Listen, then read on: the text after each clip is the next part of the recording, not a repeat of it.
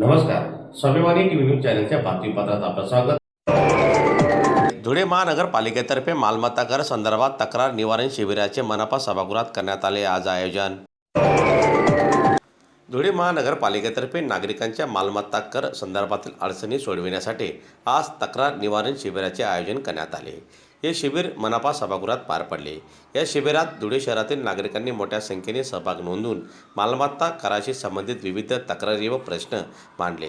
कर आकारणीतील त्रुटी, नाव दुरुस्ती, थकबाकी तसेच ऑनलाईन प्रणाली संदर्भातील अडचणी याबाबत नागरिकांनी आपली मते मांडली। मनपाच्या संबंधित विभागातील अधिकारी व कर्मचाऱ्यांनी नागरिकांच्या तक्रारी तात्काळ ऐकून त्यावर मार्गदर्शन केले। तसेच अनेक प्रकरणे जागीच निकाली काढण्यात आली। उर्वरित तक्रारींचे लवकरात लवकर निराकरण करण्यात येईल असे प्रशासनामार्फत सांगण्यात आले। दरम्यान या उपक्रमामुळे नागरिकांना दिलासा मिळाला असून अशा प्रकारची शिबिरे नियमितपणे घेण्यात यावीत अशी मागणी नागरिकांनी व्यक्त केली।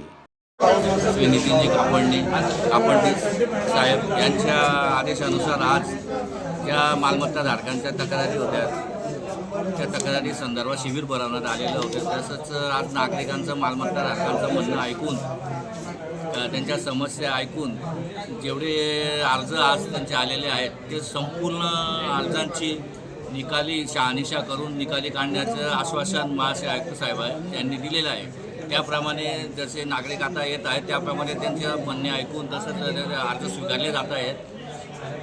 ते अर्ज स्वीकारून ज्याच्या काही अर्ज दुरुस्त्या करण्यासारख्या आजच्या आज ते आम्ही करून देत आहोत। तसेच काही कागदोपत्री डॉक्युमेंट वगैरे जर हवे असतील तर त्यासाठी कालावधी 2-3 दिवसाचा लागणार असल्याने 2-3 दिवसात शहानिशा करून व व्हेरीफाय करून सदर त्यांचा कायदेशीर रित्या दुरुस्त्या करून बिलं देण्यात येतील।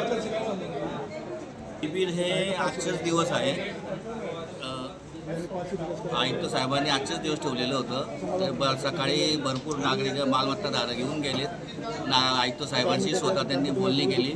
आयुक्त साहेबांनी मार्गदर्शन केले। तसेच उपायुक्त हेमंत निकम साहेबांनी देखील नागरिकांना त्या प्रकारे मार्गदर्शन केलं।